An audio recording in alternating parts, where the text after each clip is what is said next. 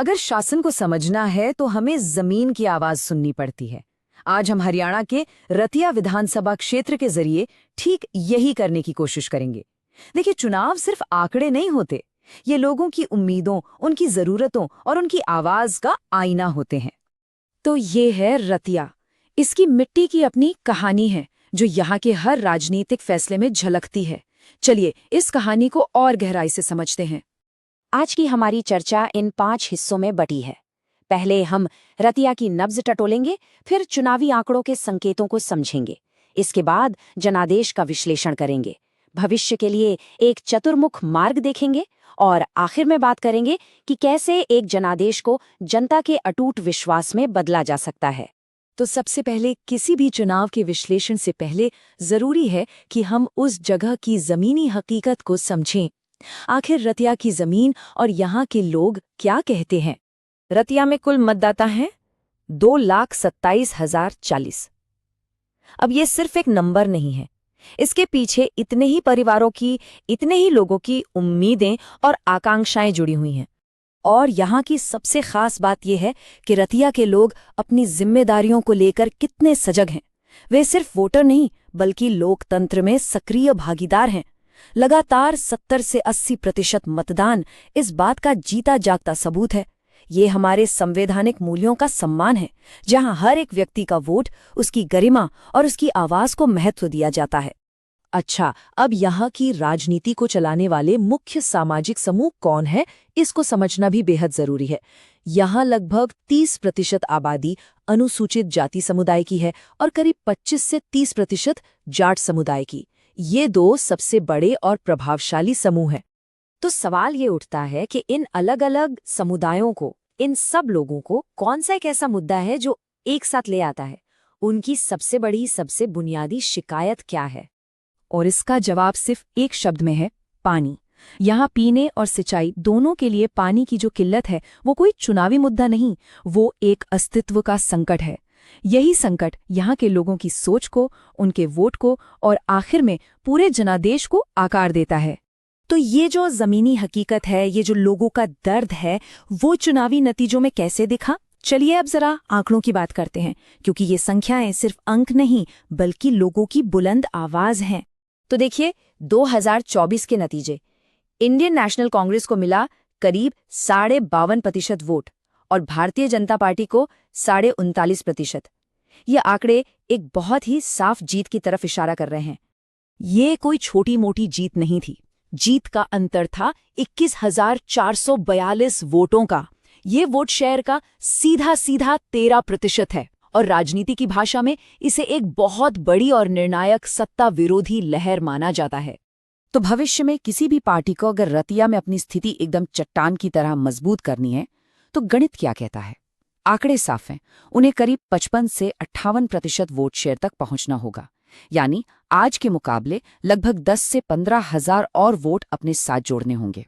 तो कुल मिलाकर कहानी ये है कि ये चुनाव स्थानीय और बुनियादी मुद्दों पर एक जनमत संग्रह था। जीत का आधार जमीन से जुड़ी समस्याओं की गहरी समझ और उन्हें लोगों के सामने सही तरीके से रखना था। अच्छा, तो हमने ये तो देख लिया कि क्या हुआ, पर अब सवाल ये है कि ऐसा हुआ क्यों?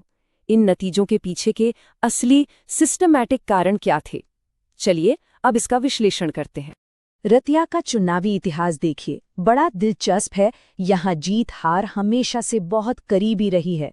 2014 में देखिए, जीत का अंतर सिर्फ 453 वोट था और 2019 में सिर्फ 1216। इसका मतलब साफ है कि सत्ता से नाराज वोट कई पार्टियों में बंट जाता था। तो फिर 2024 में इतना बड़ा बदलाव कैसे आया? वजह बिल्कुल साफ है। जो सत्ता विरोधी वोट पहले अलग अलग विपक्षी पार्टियों में बंट जाता था, वो इस बार एक ही जगह पर इकट्ठा हो गया। वोटों का यही एकीकरण इस बड़ी जीत का मुख्य कारण बना। देखिए, चुनाव सिर्फ एक चेहरे पर नहीं जीते जाते। ये नतीजे सिस्टम की, संगठन की कमजोरियों को भी दिखाते हैं। एक मजबूत जमीनी नेटवर्क और बूथ लेवल टीम का ना होना पहले के नतीजों पर साफ असर डाल रहा था। अगर हम उम्मीदवार जरनैल सिंह का एक TWI विश्लेषण करें, यानी टीम, वर्क और इंडिविजुअल, तो एक दिलचस्प तस्वीर उभरती है। उनका W यानी काम करने का जज्बा तो बहुत ऊंचा था, लेकिन उनकी T यानी टीम और संगठन मध्यम दर्जे का था, और I यानी व्यक्तिगत प्रोफाइल औसत थी। तो अब तक हमने समस्या को समझा, उसके कारणों को जाना। अब बात करते हैं समाधान की, एक ऐसे ब्लूप्रिंट की जो सिर्फ चुनाव जीतने के लिए नहीं बल्कि जीतने के बाद प्रभावी शासन देने के लिए भी हो। इसे हम कहते हैं चतुर्मुख सिद्धांत। ये एक 4 स्तंभों वाली एक पूरी तरह से इंटीग्रेटेड रणनीति है। इसमें चुनावी, संगठनात्मक, कथा यानी नैरेटिव और संसाधन, ये 4 स्तंभ शामिल हैं। आइए हर एक को समझते हैं।